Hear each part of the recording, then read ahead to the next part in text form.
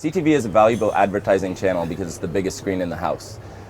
If you want to reach the users where they're at, where they're in their living room, you go to connected television or TV in general. But traditional linear television is scaling down over time. Only 30% of the households in the United States currently have traditional linear television, and it's going down year after year. 83% of the houses have connected television, and that's where you want to reach them. If you want addressable audiences, which you can only get in CTV after the deprecation of the cookie, that's where you reach your audience. But it's not all cake and roses, obviously, and there's a couple of issues facing CTV. In your opinion, what's the biggest issue facing CTV advertising right now? The biggest issue facing CTV advertising is duplication of ads. It's not prominent across all platforms, but this is how people think about CTV. I keep seeing the same ad again. I keep seeing the same brand. I'm frustrated as a user. If you look at Samsung TV Plus, when you get a new Samsung TV, the user is directed automatically to Samsung TV Plus. I hear all the time that people don't realize they're watching CTV. They think that they're watching traditional linear television as soon as they turn on their TV. And that's the experience we want to have in the industry. For connected television to have that name of, hey, I'm just sitting back watching television at home. And having that be our goal is both the biggest challenge and the biggest opportunity. Is it a technical challenge, you know, the sort of duplication issue? Is it a business challenge, or is it a mix of both?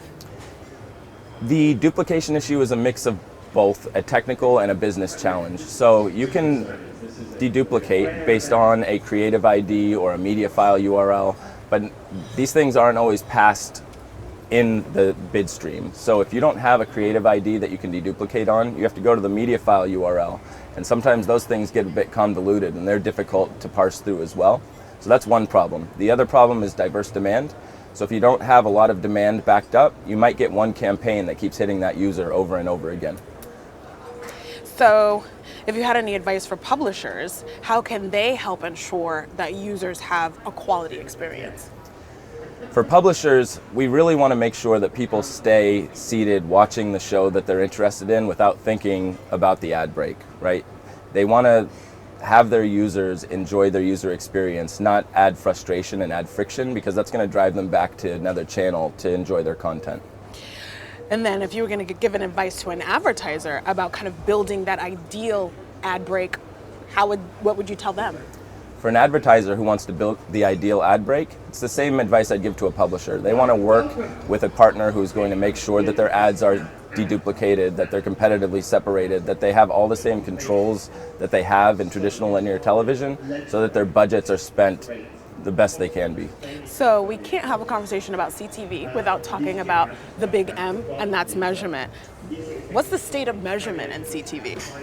The state of measurement in CTV is really growing right now. So the Open Measurement SDK was just developed by the IAB Tech Lab in version 1.4, and it will allow viewability, TV on tracking, as well as user engagement, such as, are you still watching? Did you change the channel? Did you open a menu? Did you close the menu?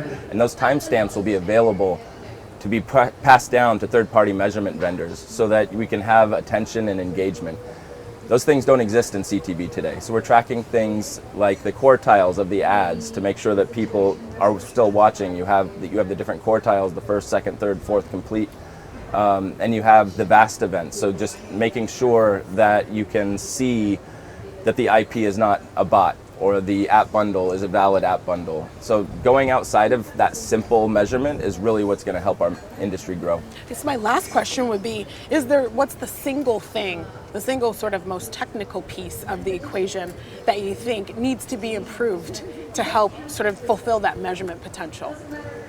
It's actually not a technical requirement that's going to prevent people from onboarding Open Measurement SDK. It's a business decision. So because it's an SDK, the publishers have to decide to put it on their roadmap. It's going to take them 6 to 8 weeks of engineering work and effort to put it through. They have to have a measurement partner who wants to measure it, a brand who wants to spend on it.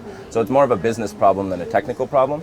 But as soon as you get one publisher, one agency ready to make that deal, the floodgates are going to open because people are going to see the potential of what that'll enable. Seems like it's all about collaboration. That's right.